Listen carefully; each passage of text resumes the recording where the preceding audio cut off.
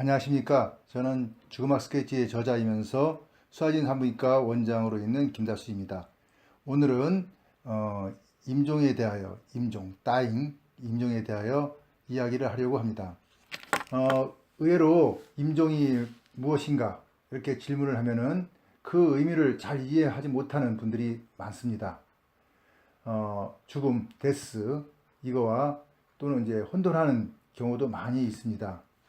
그래 이제 임종이라는 거에 대해서 이제 많은 사람들은 임종이 들어오는 봤는데 그게 뭘까 이렇게 이제 하는데, 임종은 죽어가는 그 과정이라고 말할 수 있습니다.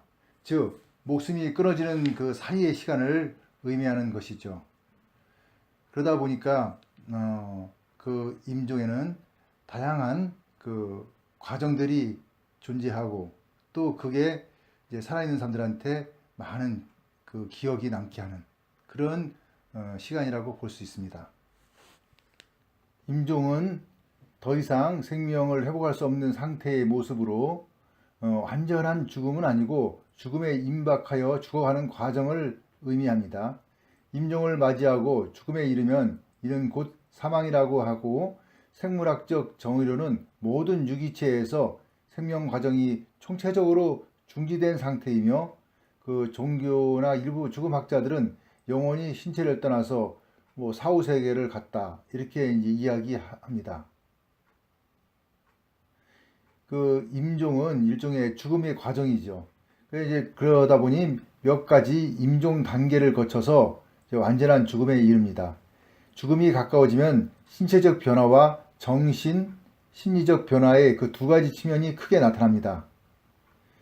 먼저 신체적 변화에 대해서 알아보면은, 죽음을 맞이하는 자연적인 현상으로 손과 발부터 이제 점차 차가워지고 창백해지면서 잠을 많이 자게 됩니다. 의사소통도 어렵고 신체 반응도 느려지며 자주 혼돈과 혼미가 찾아오면서 괄약근에 무력증이 생겨 대소변 조절이 안 돼서 이제 변과 소변을 지리죠. 그러다 보니까 이제 기저귀를 채우는 이제 그런 경우가 생깁니다. 가슴에서 돌 구르는 그르렁거리는 소리, 이제 이런 가래 끓는 소리가 나오는데, 이는 새로운 질병이나 통증이 있어서 생긴 증상은 아니고 자연스럽게 생기는 신체 변화입니다. 그 외에도 먹는 것이 감소돼요. 당연히 못 먹으니까 여기 이제 모든 기능들이 저하가 되겠죠. 그리고 이제 불안정해지고 반복적인 행동을 하며 소변이 이제 줄거나 안 나오면서, 소변이 줄고 안 나온다서는 이제 대사 물질이 거의 없다는 거죠. 그러면서 이제 사망이 가까워지면 호흡 중간중간에 무호흡이 생겨 사람들을 놀라게 하는데, 이런 증상들이 생기면은 곧 죽음에 이르겠다 이렇게 생각할 수 있습니다. 정신 심리적 변화를 알아보면은 신체 반응이 점점 없어지면서 그 위축이 되고 말이 없어지고 환상과 같은 경험을 하면 누군가를 만났다거나 뭔가를 보았다고 말하기도 합니다. 그래서 이제 너희 돌아가신 할아버지를 만났다 이런 얘기, 아니면 옛날에 누가 돌아가셨는데 그분을 만나서 잘 있더라 이런 얘기도 합니다. 이는 일종의 종말 체험, 데스베드 비전이라고 그렇게 하는데, 이거는 아주 신비한 체험같이 그렇게 사람들이 얘기하기도 하지만, 이런 경험은 흔히 주위에서 그러니까 돌아가시기 직전에 많은 사람들이 겪기도 하는 그런 그 모습입니다. 특히 뭔가를 자주 되풀이하고 불안해하는 것은 환자의 마음에 뭔가 아쉽거나 해결하지 못한 문제가 있는 경우도 있기에, 이를 잘 관찰해서 해결해 주는 것도 필요합니다. 이런 걸 풀지 못하고 돌아가신다면은 그것이 또 한이 된다 이렇게 말을 하기 때문에, 되도록이면은 그 해줄 수 있는 문제는 해주는 거. 죽은 사람 소원도 들어준다는데 살아계시는데 소원은 당연히 들어줘야 되지 않을까, 저는 이렇게 생각합니다. 점차 사람들을 피하고 방어 기전이 생기는 경우도 있는데, 평소 자기하고 이제 친했던 믿음이 있는 한두 명하고만 있고 싶어 하는 그런 모습을 보이기 때문에 크게 거기에 대해서 걱정할 필요는 없습니다. 우리가 이제 마지막 임종 과정에 대해서 이야기를 하려고 그러는데, 이 과정은 그 돌아가시려고 하는 사람의 문제가 아니라 주위에 가족이라든가 같이 임종을 지켜보는 사람들의 그 행동, 모습이 더 중요하기 때문에 이 이야기를 하려고 합니다. 어른들의 죽음을 경험하면서 느낀 것은 그 마지막 임종 과정에서 너무 슬퍼하거나 아쉬움을 보여주면 생명줄을 놓지 않는다는 우리 옛 어른들의 말씀, 이걸 우리 종종 확인할 수가 있습니다. 주위 가족들은 언제나 편히 죽을 수 있게 끈을 풀어 주어야 합니다.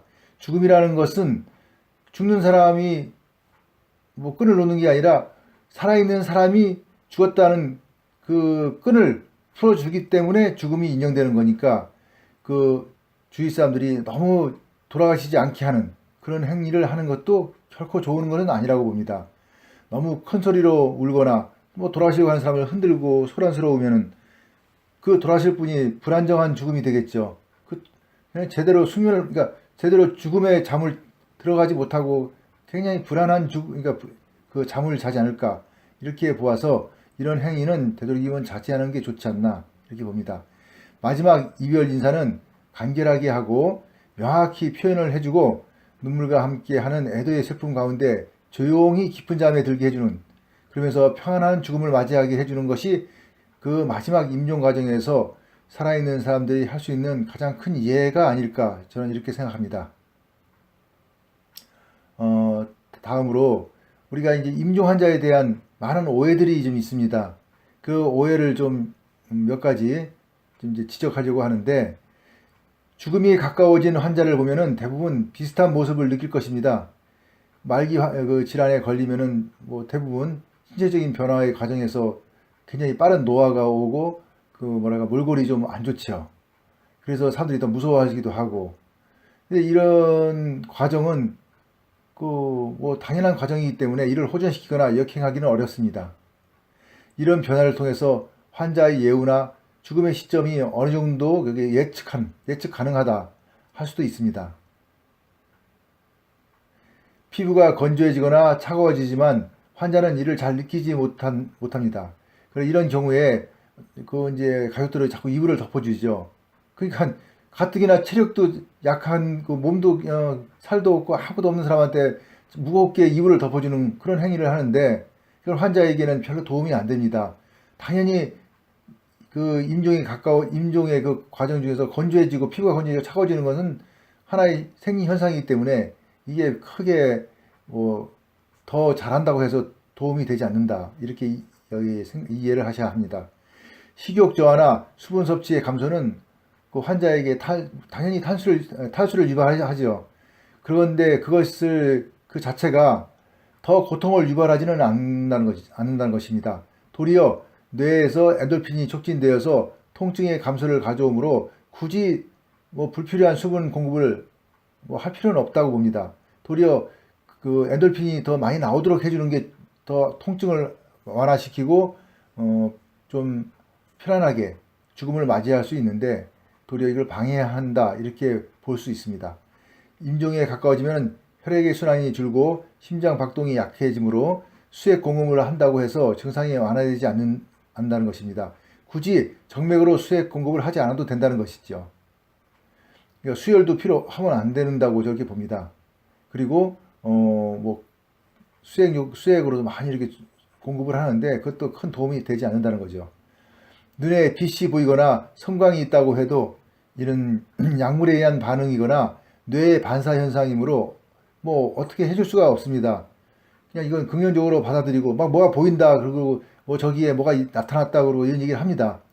그런데 사람들은 이제 이거를 뭐 죽음 사자가 와서 봤다 뭐 이렇게 얘기하고 여러 가지 이렇게 해석을 하는데, 이런 현상이 대부분은 그 뇌의 그 이제 그 임종이 가까워지면 생길 수 있는 반사 현상 중에 일부라, 이렇게 보시는 것이 옳다고 봅니다. 그래서 그래서 어두우면은 그냥 싫어하죠. 무서워하고 도리어. 그래서 너무 어두우면 더 불안해질 수 있으므로 미등을 켜두는 것이 뭐 도움이 된다고 봅니다. 너무 어둡지 않게 하는 거, 주의를. 또 무호흡과 빠른 호흡이 반복되는 체인 스트로크 호흡이 생기는데, 이런 체인 스트로크 하고 또 이런 소리가 납니다. 근데 이런 거 보면은 죽음이 임박한 증상이지만 왔구나 하고 생각하고 환자가 이렇게 한다고 해서 더 고통이 뭐 크고 그런 건 아닙니다. 단지 보는 사람들이 더 힘들어 한다는 것이죠. 그러다 보니 뭐 좀 도움을 준다면은 진통제나 모르핀 같은 마약을 사용하면은 호전이 좀 되긴 합니다. 그러나 궁극적으로 이런 증상이 나타나면 이제 죽음에 임하게 된다. 이렇게 보시면 되겠습니다. 임종 시 숨쉬기가 어렵다고 생각되어 산소 공급을 하는 경우도 있는데 이는 환자의 자연스러운 죽음을 오히려 방해하고 회복 없는 죽음의 그 시간만 연장시키는 것이라 보기 때문에 굳이 그러니까 자연적으로 그 우리가 이제 자연사를 하는 경우에 불필요한 산소 공급은 하지 않는 게 그 환자를 위해서 도움이 될 수 있습니다. 환자의 반복적이거나 그 찡그리는 이상 행동이 통증에 의해서 생기는 것으로 이렇게 우리가 봅니다. 그러나 이런 행동이 모두 통증과 연관된 것은 아니고 자연스러운 반사 행동이므로 뭐 이런 거는 특별히 치료할 필요는 없습니다. 그렇다고 이제 너무 심하게 막 이렇게 이상 행동을 하다 보면은 그 이제 주위에 침대에 모서리에 부딪히기도 하고 뭐 또 이제 그렇게 하다 보면 이게 떨어지기도 하고 침상에서 뭐 이런 문제가 있으니까 이런 거는 잘 돌봐주고 이렇게 어느 정도 안정을 시켜주는 건 필요하겠죠. 그러나 특별하게 이런 것 자체를 뭐 이렇게 치료할 필요는 없다고 봅니다. 그래서 이런 몇 가지 임종이 가까워졌을 때 생기는 증상들을 좀 그러니까 이해하면은 우리가 잘못 알고 있는 그러한 이제 임상에 대한 그러니까 임종에 대한 그런 잘못된 그러니까 오해를 이제 풀 수 있지 않을까 저는 이렇게 생각합니다. 이상으로 임종에 대한 정의와 임종의 그 과정에서 일어나는 죽음의 그 모습을 이야기하였는데 임종 시 죽어가는 분들도 힘들지만 이를 지켜보는 그 가족들이 더 큰 아픔과 고통 속에서 지켜봐야 하기에 힘든 과정이라고 볼 수 있습니다. 그래서 임종을 잘 맞이하게 하여 가는 사람과 남는 사람 모두가 큰 후회가 없이 그런 죽음을 맞이하도록 해주는 그 나름의 노력이 요구되는 것이기도 합니다. 그래서 임종은 그 과정 자체도 중요하고 또 그거를 받아들이는 모든 사람들의 그 남아있는 모든 사람들의 마음 그 가짐에도 중요한 그런 시간이라고 볼 수 있겠습니다. 이상으로 임종에 대한 이야기들을 마치도록 하겠습니다. 계속 저희 그 강좌를 구독해 주시고 댓글 또는 추천을 좀 해 주시면 더 감사드리겠습니다.